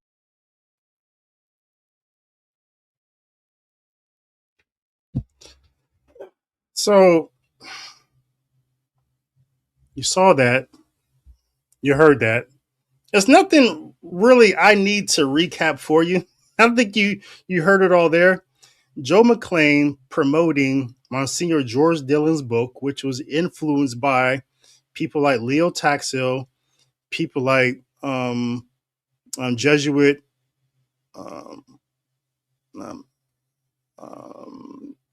what's his name again? Brunner, and what was it, Brown. He's influenced by all these people, Burrell, and Robinson. That's who influences, that's who George Dillion borrows from when he writes his book, The War of Antichrist. The War of the Antichrist is a scapegoat conspiracy genre book in which Monsignor George Dillion repeatedly talks about how only Freemasons in the higher degrees know what's going on. But Monsignor George Dillion even makes a crazier mistake in his book when he calls the Carbonari Freemasons. The Carbonari were not Freemasons. In Italy at the time, when you had the Carbonari is a revolutionary group. The Carbonari are basically like the Sons of Italy during the American Revolution. They're like the Calicut in the Philippines during that revolution, and they're kind of like Illuminati during the revolutions of like 1848. Okay, so every revolutionary group that's ever come along in modern history has had Freemasons in them. And these Freemasons, they plot revolutions and they fight against other Freemasons. And this is an important fact. So in the United States, in the Sons of Liberty, they organized the American Revolution. There's a lot of Freemasons in the Sons of Liberty. There's some people who are not Freemasons, and they fight against a bunch of Freemasons who come over and fight a war for the crown. All right, so there's more British Freemasons who are fighting for the crown than there's American Freemasons. So Freemasons fought on both sides of every revolution. That's just how history has played out. And so the Carbonari are in Italy. They're a revolutionary group. They come at a point in time where Freemasonry is banned in Italy. And so you can't have Freemason lodges of Freemasons in Italy because they're banned because they have a church. And so the Carbonari starts as a revolutionary group. There's a lot of revolutionary groups that pops up. And the Carbonari, yes, had a lot of members who are Freemasons. They borrow a lot from Freemasonry. They have a degree system. And if you're a Freemason, you could jump the first degree and go to the second degree, which again lets you know that these are not all Freemasons. It's a group that borrows from Freemasonry that has some Freemasons who are members, but it's not in any way some sort of Masonic body. It never falls under any Grand Lodge. It's never part of any Grand Lodge system. Okay. So this is the mistake that George Dillion makes. So he for some reason, because we didn't have AI back then, and I guess he wasn't good at research. He thinks the Carbonari are Freemasons. And I'm sure he picked this up from some sort of anti-Masonic track. He doesn't seem very original in his research, and he never uses footnotes. So we don't know where he got it from. But again, this is something that's typical to the conspiracy genre narrative. These guys never use footnotes. Okay. And so in George Dillion's book, he calls let me see if I can find it here for you. He calls France the the mother, I think, the mother of Freemasonry or something like that.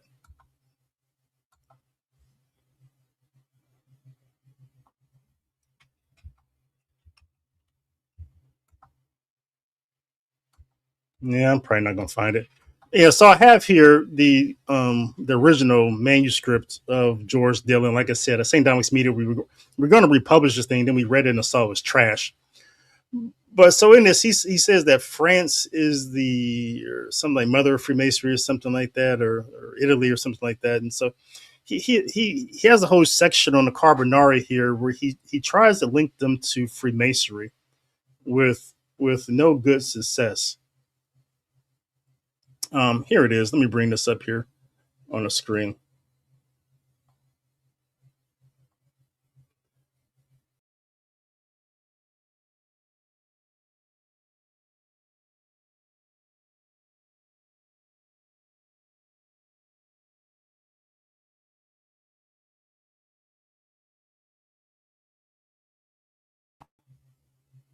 All right, this is where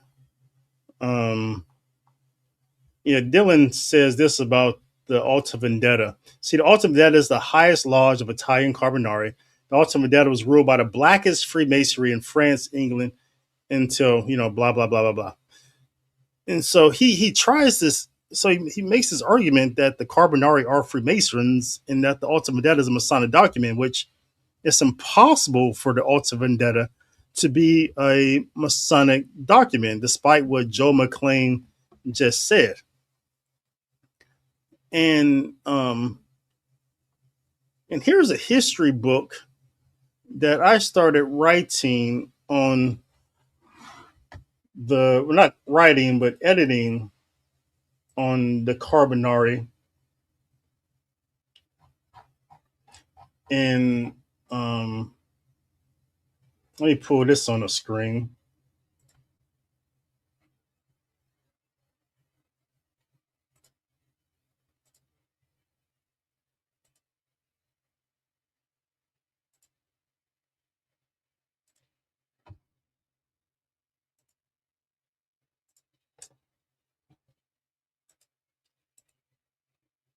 All right, so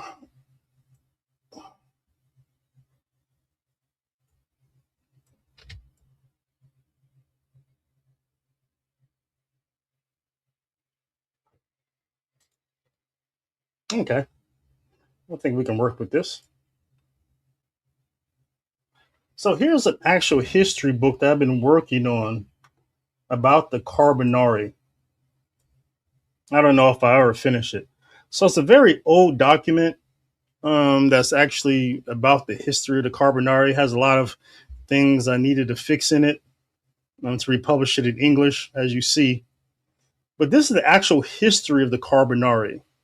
As you see, and it has footnotes throughout, unlike George Dillon's book. And so it talks about where the Carbonari actually comes from. And it talks about the degree to which the Carbonari was influenced by Freemasonry. And so I highlighted some things here. And so here the document says there is therefore some evidence to show that there was Masonic interference in politics, and several writers, including Ontellini, assert that Freemasons took a prominent part in the work to take down Napoleon. This statement to me seems exaggerated. It is true that Masonic tenets did not favor the politics of Napoleon, so on and so forth. So it's a very, very good history book that goes in depth about the Masonic connection to the Carbonari. And in that book, it makes it clear that of the degree to which Freemasons were involved with the Carbonari, the names of who they were, what lodges they came from, what cities they came from. The book is so detailed about the beginnings of the Carbonari, very Catholic in its origin. And then some Freemasons started getting involved with it. And then the degree system started. But the book makes it clear that there was never a Grand Lodge in the world that claimed the Carbonari in their cells or houses or lodges as some sort of a pendant concordant Masonic body. So we can never call it a Carbonari Freemason, and we can never call it also a Masonic document. But this is the mistake that George Dillion makes. This is a mistake that Taylor Marshall made in his book, where he used the same argument, saying his scapegoat narrative infiltration, that the world is bad because of the Alta vendetta that was written by Freemasons. And then Joe McLean, he comes along and repeat the same error. And so this is the reason why Catholics who claim to be Freemasons, they stay in the cave, why they don't come out, because of this great deception that's being purported by Msgr Dillion, Candace Owens, Father Ripperger, Joe McLean, Taylor Marshall, and all these others. So if a Freemason does not leave Freemasonry because they listen to us, that's on us. We're to blame. The work that we do, this bad research, is helping people stay trapped in systems of sin. Just because we're too lazy to even try, because we go for the clicks, because we want the attention, because we're some sort of attention whores. But it's just pure laziness. And this laziness is demonic. And Satan's using that laziness to destroy people's lives. There's no way that Father Ripperger can call himself an exorcist who's trying to free people from Satan, yet he does things that keep people trapped to Satan. Both of these things can be true. This is a contradiction. This is a deception. We have to come to the conclusion here, therefore, that Ripperger must work for Satan. If he's doing the work of Satan, we have to wonder, is he really exorcising anyone? More especially, if he can exorcise someone in the name of Jesus, what's really going on? And Candace Owens, we know she's in the entertainment business. We know she's not a serious person. But now she claims to be a Catholic, but she's working against Christ and his church by telling these lies. These things have to stop. And Joe McLean, who's over here calling himself a traditional Catholic, is apparently promoting the church traditional liturgy because that's good for people, yet promoting systems that keep people trapped in sin and slavery to Satan. These are contradictions that have to end. We have to become more serious about evangelizing people and telling the truth, and stop being lazy and stop being dumb and stop working for Satan, and help people leave these caves and these systems that they're trapped to. And it's a shame. It's disgusting that people can't do just a freaking modicum of research to tell the truth. It's not even that hard. It's not hard. And I'm done. I've been doing this for 10 years, nearly 20 years, just trying to help people leave Freemasonry. And these idiots come along and they send us back 130 years because they're lazy and they work for Satan. And I'm tired of it. Tired of it. You can't be for God and against God. You can't. You need to stop. You need to grow up. Put yourself together. I'm tired of this. Stop it. Grow the hell up.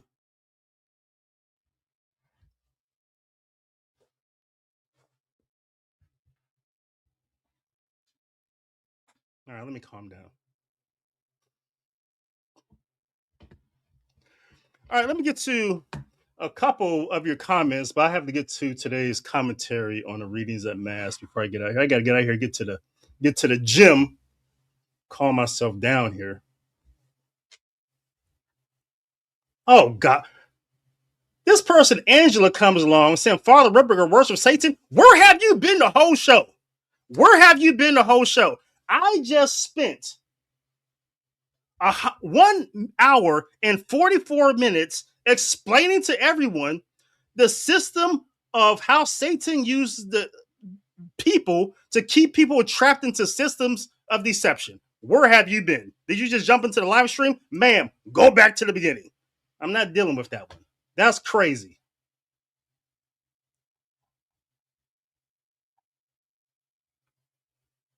I really need to calm down. I'm popping off on people. Calm down. Hold on.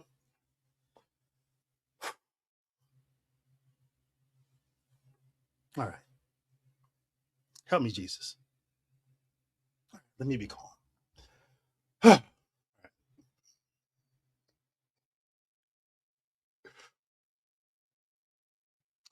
Let me see.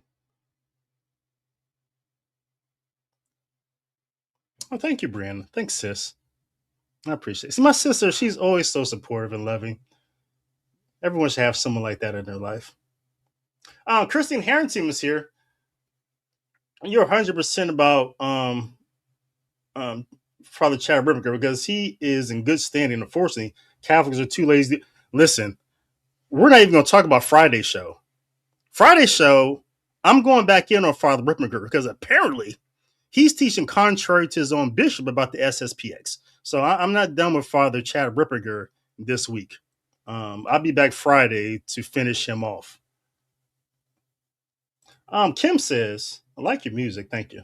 Thank you. Candace is a liar. She twists words almost a lot. She had mentioned a person who was a state elector who, for, yeah.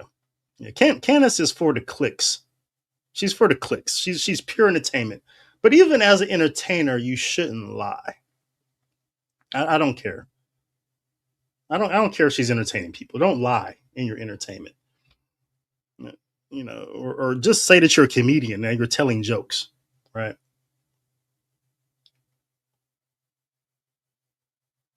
Yeah, I don't know what Tony is talking about here.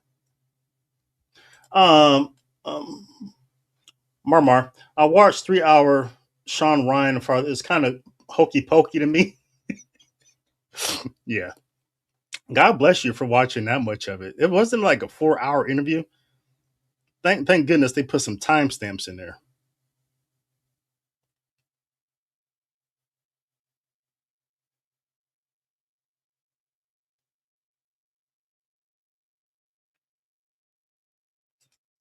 Chrissy here, Father Ripperger makes things up as he talks. That's funny. He has a great voice, though. He sounds like he's an authority, because he speaks like this. There's demons in your refrigerator, and you have to be careful about opening up. They're especially in the cheese. Yeah, the cheese is where the demons are at. He sounds like a real authority on a subject.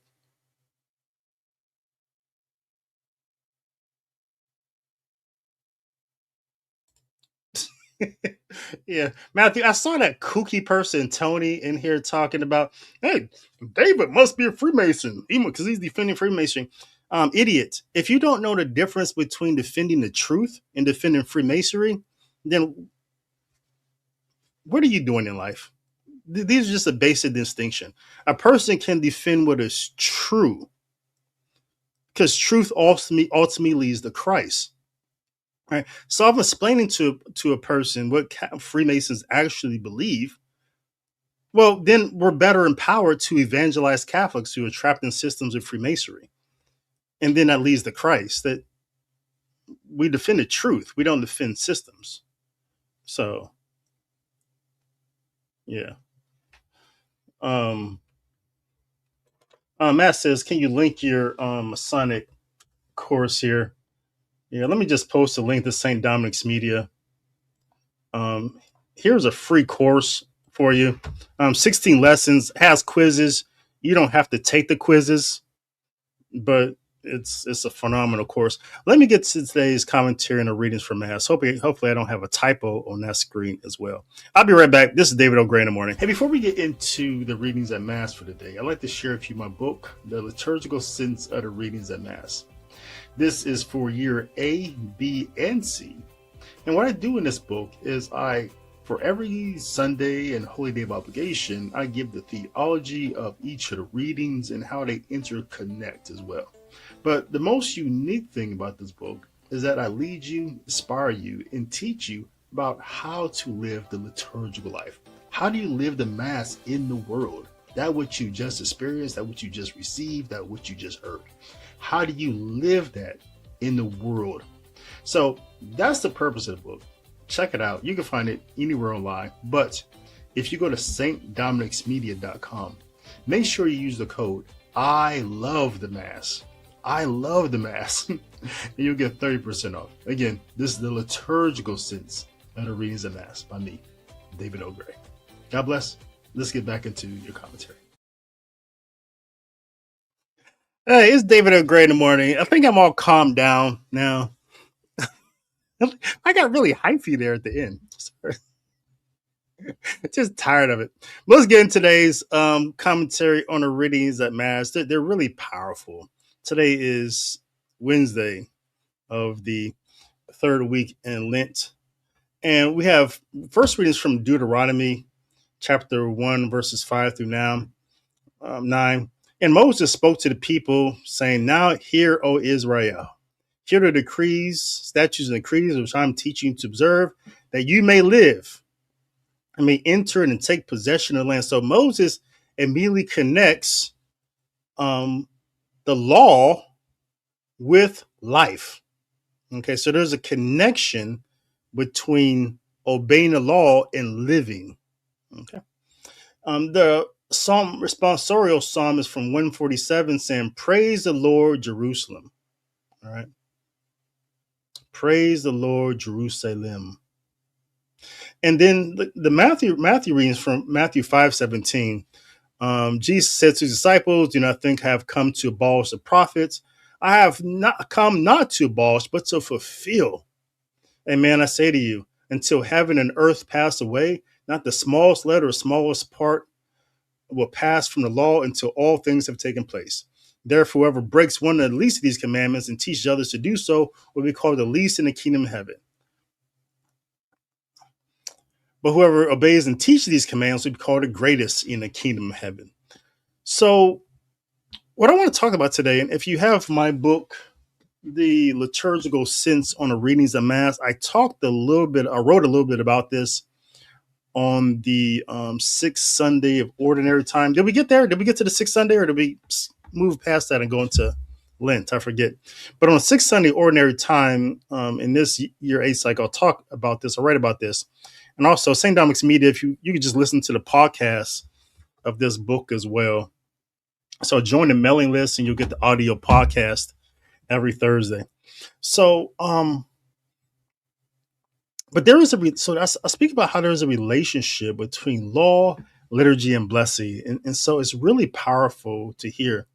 So notice how Moses, he does not present the statutes as some sort of abstract rules, but he presents them really as means by which people may live and possess the land. So this is what the Jews would call the halakula, the how to live, how to be. Right? So your state of being, how you are, and scientifically, this is life. And scientifically, we define life as a state of being. Right? It's being, how it is. It's life. For a Christian, we twist that a little bit to say that we stretch it to say that life is a state of being in Christ. Right? Liturgically, we'll go further. Life is a state of being in Christ through the liturgy, right? In the Holy Eucharist, this liturgical life, this Eucharistic life. And so Moses connects these things. So law to life. So immediately we see that there's a blessing in obeying the law. If I obey the law, I'll live. If I don't obey the law, I'll die. So the language insists that on two truths at one time. One, that God gives us freedom, and God gives us a form for that freedom. So God has created us to be free, but then he gives us a form to exercise that freedom. So in this way, the commandments are not shackles, but really just a handed down memory that shapes identity. It shapes how we love. It shapes how we work. It shapes how we raise our children, so that freedom becomes flourishing rather than ruin. And so to hear the law rightly is to hear the Father's voice pointing to life. And so when we hear the law, we should hear God basically saying, choose rightly and life will follow. And that's really how every life works out, whether it's a woman pregnant, right? If she chooses rightly, then her child will live. Right? Or a person, a lot of people in prison, a lot of them made a bad decision in 3 seconds of their life many years ago, and they're still in prison because of that one bad choice many years ago in a span of just a couple seconds for a gun to go off and someone died. Right? So these decisions that we make by obeying the law, they always lead to life. Ultimately, this obeying the law leads to eternal life. So there's a temporal aspect and there's a divine aspect to something very basic. Obey the law and life follows. And then Jesus Christ fulfills the law by making his blessing present in worship. So Jesus says he has not come to abolish the law, to fulfill it. And fulfill the law means that the law's end is revealed in him. It's revealed and because it's revealed in him, it's made accessible. It's made accessible in the historic person, Jesus Christ. It's made accessible in the risen person, Jesus Christ. It's made accessible in the Christ who visits us at the Mass. So the law becomes accessible. So it's fulfilled in him. That's what he means. And so the demands of holiness are not removed, but really transfigured into a person, into a promise that we can receive. And so the liturgy of the Catholic Mass is the place for that reception. The word and sacrament where God's saving action meets our will. And where the liturgy makes us free in Christ, where the commandments cease to be these merely external commands and become an eternal power. In the liturgy of the Mass, God pours forth his grace that turns obedience into participation and life. So the law points the way and the liturgy supplies the strength. So we should not ask, well, why do I have to go to Mass on every Sunday in the holy day of obligation? Because that's where the law is. That's where fulfillment and obeyance of the law is at. We obey that command. We obey that law so that we might be free. So blessing is the fruits of freedom. Right? So the Mass blesses us. The law blesses us. The liturgy blesses us. That's the relationship between law and liturgy. They both do the same thing. They bless us. And so blessing is the fruits of freedom. It's formed by remembrance and worship. And so both of these readings today, really, they bind in memory. They bind choice and they bind blessing. So we remember the statutes. We teach them to our children. We obey them. And we obey them. The word is that that's what will make us the greatest. So true freedom is not the absence of constraint. That's a myth. That's what the world says. Rather, freedom is the formation of the will in our habits and our virtues, our pursuit of the virtues, and our rights and the things that we remember. And together, these things train us to make the right choices. So when law and liturgy work together, that's when we see the heart starting to be shaped. And so the commandments of God become these invitations, rather. And so we obey the commands, not of this duty of obligation, but just because we love. All right. You ever wake up in the morning and you just can't wait to get to your rosary, or you just can't wait to get to your prayers? Like, man, I'm jumping. That's how I was this morning. Like, for the first time this week, I woke up at 5 o'clock and I got out of bed at 5 o'clock. And that's rare for me, right? I think it's probably too, I stopped taking that melatonin at night, because the melatonin, I think, makes me drowsy, actually. But maybe it's both. But I remember just waking up excited just to get to my altar and just get into the prayers, right? But I think this is what it does. And so life becomes discipleship becomes a devotion, and obedience becomes blessing, and it flows outward and into our family, into our nations, and I think the promise is really simple and grave. Like, choose life, receive the blessing, and the church's worship, our liturgy is really the ordinary chain by which that happens. So may the God who gave law and fulfilled it in Christ write these words on our hearts and make our worship a blessing. So, yeah, this has been David O'Gray in the morning. Let me get to a couple of your comments and I will get out of here. Michael says, I guess I'll do the course. If you say what is true, nothing fundamentally evil, then I wonder why not stay in Freemasonry. Yeah, well, yeah, why not stay in Freemasonry? Yeah, hopefully I've never ever said that there's nothing fundamentally evil about Freemasonry. That's crazy. Did you guys get that impression?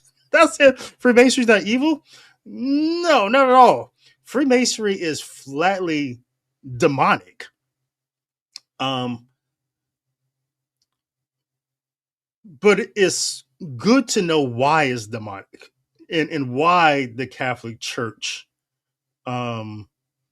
teaches that Catholics cannot be Freemasons.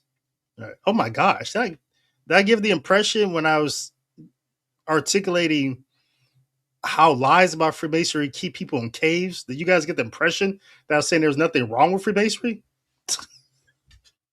That was a complete fail if I gave that away. That's crazy talk. But yet, yeah, take the course. No, Tony. I just think you have like a very low reading ability. I mean, hearing ability. Like, you have like very low comprehension. That's probably more what it is. I don't think there's nothing wrong in a part of the giver, right? But I think if you're listening to things with filters or preconceptions, I think sometimes that becomes a hindrance to hearing what is actually said. Okay. Or maybe I spent a lot of time explaining the lies that people were saying, or if I was spending a lot of time explaining, like, what do Catholics believe? I mean, to be sure, this video was about the lies. It was about the deceptions that people use to keep people in a cave. But the point was that I kept saying over and over and over again, is that these lies that people tell about Freemasonry keep people Freemasons. So that's where I'm questioning your like ability to comprehend words. Because if I'm saying that these lies people are saying about Freemasonry keep people Freemasons, therefore I'm saying that if you tell the truth, people will come out the cave.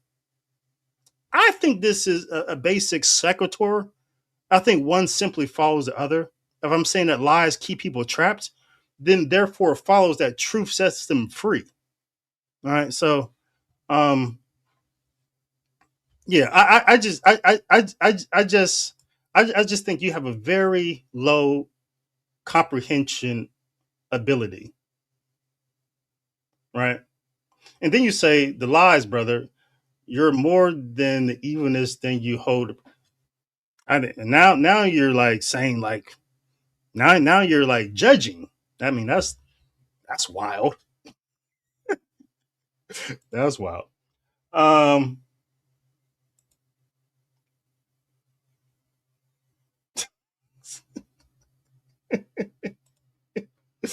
yeah, I don't know. God bless Tony. God bless Tony. There's people like that in this world. But I'll be back tomorrow. Dr. Fullerson will be here. We're gonna talk about tomorrow on Thursday. It's an off day, but we're talking about the systems. And we're talking about Tomorrow we're talking about scrupulosity. So scrupulosity is one of those things that you can get trapped into, and it becomes a point of shame. You don't want to talk to people about it. Sometimes scrupulosity is something that really is a danger to being free. Right? So we're going to have a clinical psychologist on the show who's licensed. Dr. Fullerson, she's, I think, one of the most brilliant people I've ever listened to. So she's coming on David L. Gray in the morning on an off day. So we're going to get started a little bit later. It's going to be about 11 o'clock Eastern time. We're going to get started, but it's going to be a very important show. So you should hear about scrupulosity so that you can discover the signs of it in yourself or in your loved ones. And also, if you're a Catholic priest, you haven't had a course on scrupulosity in a while, it may be a good refresher to hear, because you're some of the people who deal with this more often than others. People coming to you for confession every day. Like, how do we deal with those type of people? So that'll be the show on Thursday. And then Friday, we'll be back. I'm going to handle all your Q&As on Friday. So if you have a question, just drop it in the comment box. But it'll be Q&A Friday. But until then, until next time, blessings and peace to you and to yours. This has been David L. Gray in the morning.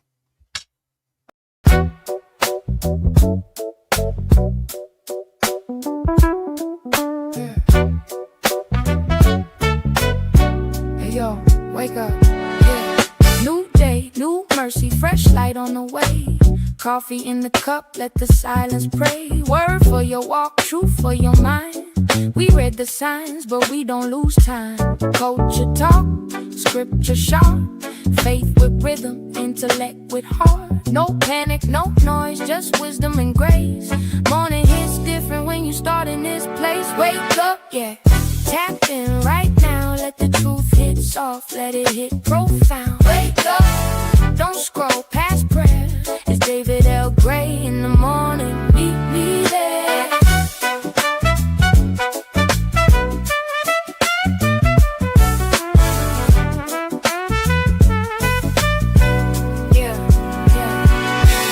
Think clear, breathe deep, set your pace. Faith ain't heavy when it's put in place. Start with God, then face the day. That's the kind of morning that don't fade away. Like it, yeah, let it play. Share it, yeah, pass it on your way. Sub up, don't hesitate. David L. Gray in the morning, don't be late.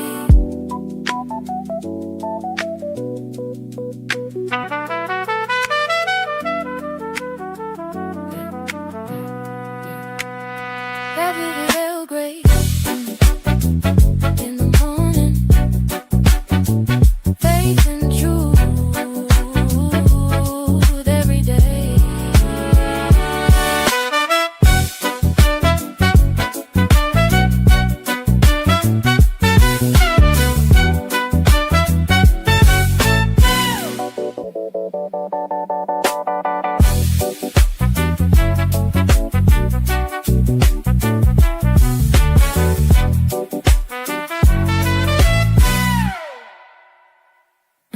Ayo.